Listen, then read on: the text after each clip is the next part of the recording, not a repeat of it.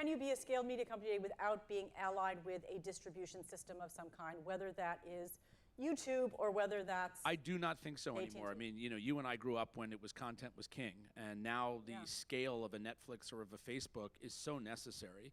When I joined the board of MGM in years ago, it was about being a pure content play, and you didn't need your own distribution. And then the business just changed completely within 2 years. If you talk to any of the tech-led media, sort of hybrids like a Netflix, they don't want the problems or the deals of legacy media.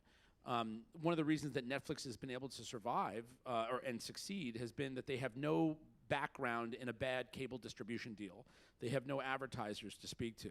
So it's not out of the realm of possibility. We read every day, possibly in your publications, that Lionsgate has been looked at by Google, and same for MGM. Some of these places like Apple are behind on production. They need some library. But I find it unlikely in the short term we're going to see a deal like that. I more think that media is going to be successful. I just think you got a lot of 65-year-olds running media companies that aren't in the reality of what's going on, and the reason that we're here is because they've been too timid in their approach. I mean, look at what Netflix has spent in what I call the greatest media land grab in the history of the business. And all we heard from all of our colleagues in this business for the last 10 or 15 years, oh, those guys aren't going to be around and we'll get the money now, or they're crazy, they're spending more money than ever before. But they were just in a different business. And now they essentially own, video consumption and premium content. I'll tell you a crazy story. So when I left Viacom, about a year and a half later, I was asked back to give them some pointers on how to talk to the street about digital. And at the time, the head of cable distribution, or a big executive in cable distribution, I want to name names, I will in the lobby, but not on tape. But they said to me, listen, we're going to push the Time Warner deal off because we're getting $70 million from Netflix, and they're not going to be around in a couple of years. That was what people were saying. $70 million now, that's like half of what they'll spend on, the Martin Scorsese movie they're buying or whatever. Exactly. Yeah. So there is this mentality. And listen, it's an insecurity in any other business. When I was at Slingbox, our whole point was we need to disrupt ourselves. And that's okay. I think a lot of cable executives specifically. It's extraordinarily hard to do. I wouldn't say media is unique. No, it's any industry. Yeah, I think that's what made Netflix amazing, which was when they had their DVD business, they decided that they wanted to be the streaming Netflix and not let somebody else be that. And you just have to have a different kind of DNA, a different kind of risk profile, and a different kind of compensation structure. And listen, Netflix has made mistakes, but they've executed fantastically. And it's not that it's genius stuff.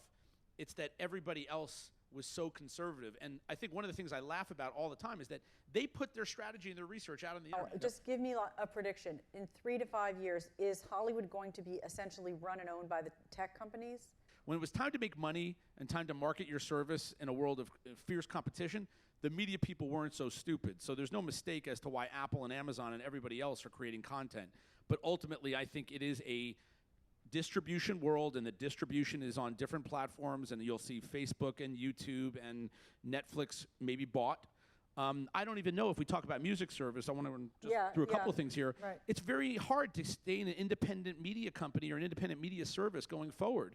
I sit on the board of Pandora. We just sold the company to Sirius. Congrats. Thank you. One of the reasons for that is that you have Apple and Amazon and other companies that are coming on, and they are offering these services as loss leaders to other business. As successful as Netflix is, they're still a pure play. Amazon Prime is in I think a third of American homes, and has a tremendous amount of video viewing. So ultimately, I think everyone's going to side up, and either all those media companies like Discovery and Viacom and Lionsgate and MGM and CBS, and they all merge into one behemoth, and then you will have scale. I mean, Disney will be a company that if you want to bet on in media, you bet on Disney. If you think they'll have problems, let me sign up to that problem today. The Oscars made a decision this year about trying to add a category for most popular film, which is an incredible insult to filmmakers, basically saying, listen, you're not Best Picture, but you made a lot of money, so we'll let you get nominated for this.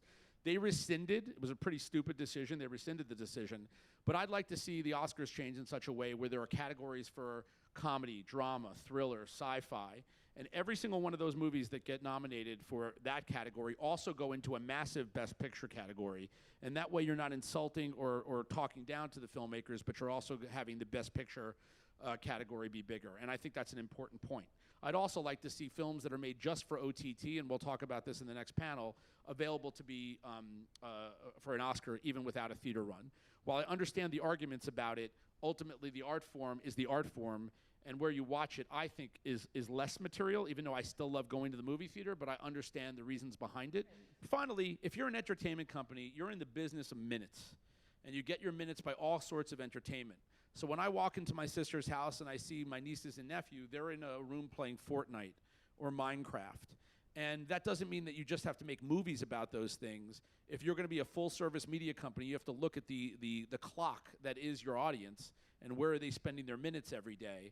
And you can cross-promote from there. But if you're not in the gaming world, if you're not in the social media world, it's just different when you and I came up. We had print and we had radio and we had TV and we had movies. Now there are just different competition for your minutes. And if you don't have those things, you're going to lose ad dollars and you're going to lose subs.